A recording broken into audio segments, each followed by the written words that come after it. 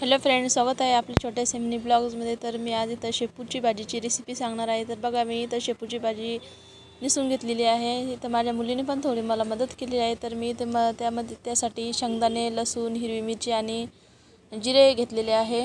तर आता सगळ्यात अगोदर आपल्याला शेपूची भाजी छान बारीक चिरून आणि स्वच्छ धुवून घ्यायची।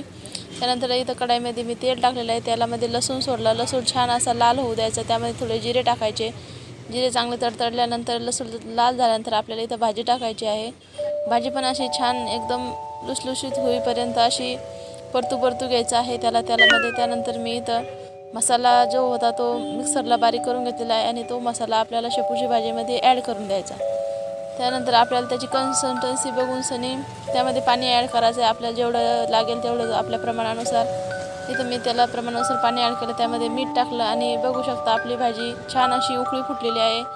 ही भाजी बनवल्यानंतर त्याला जास्त वेळ लागत नाही बनवायला। पण इथं बघा किती छान चमचम झाली आपली भाजी तयार झालेली आहे। आपण हिला ज्वारीच्या भाकरीसोबत किंवा पोळीसोबत पण खाऊ शकतो। इथं मी ज्वारीची भाकरी, पोळी, लोणचं आणि भाजी घेतलेली आहे। आवडल्यास लाईक करा, शेअर करा आणि सबस्क्राईब करायला विसरू नका।